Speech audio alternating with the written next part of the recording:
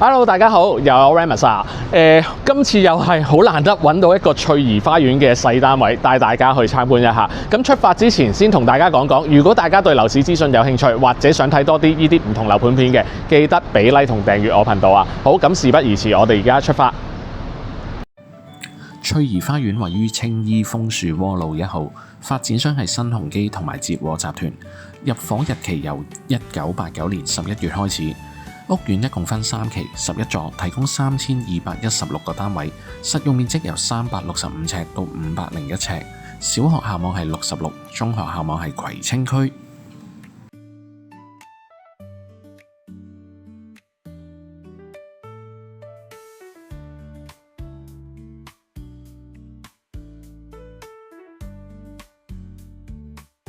好嗱，咁上到嚟單位樓層都係啦，先望一望個走廊先。呢度都係嘅，走廊光猛嘅，換咗一個呢個感應式嘅光暗燈。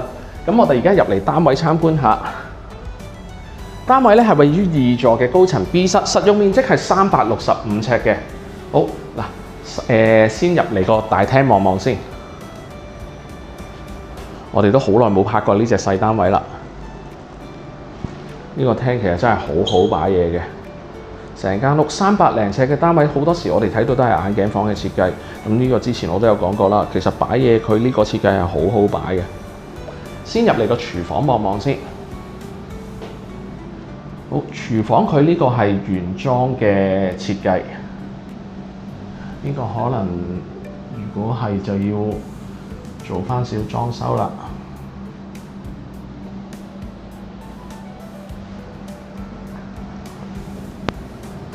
好，跟住咧，我哋就會睇一睇個大廳，係啦。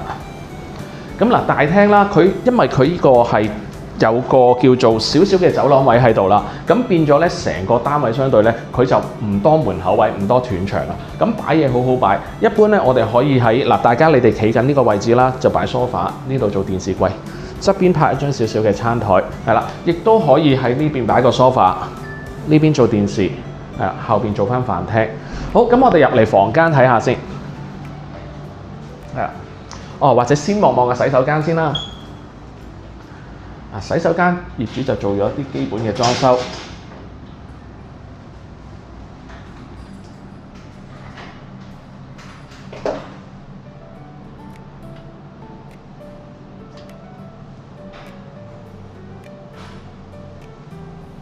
呢個係做咗一個企缸嘅。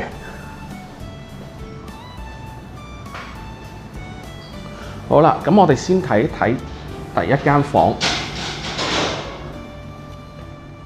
嗱，之前其實我都有介紹過翠怡花園呢隻細單位嘅。咁嗰陣時咧，我就話，兩間房都好大。咁有啲觀眾話，喂，影落嚟可能睇落大嘅。嗱，咁但係而家呢個業主佢做埋床喺度，其實大家好清楚去睇到啦。一張5尺嘅雙人床，再加埋個衣櫃位。係啦，一個300零尺嘅單位，其實佢間房係好寬敞嘅。好，跟住咧，我哋就會再去個主人房望望。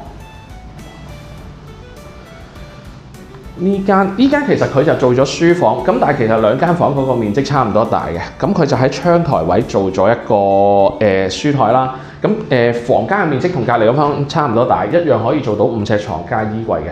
好，咁最後咧，我哋就望一望個單位嘅景觀啦。方向會係向翻東南啦。望到少少海景，同埋望翻對面海欣花園同埋自己翠怡呢邊個泳池景。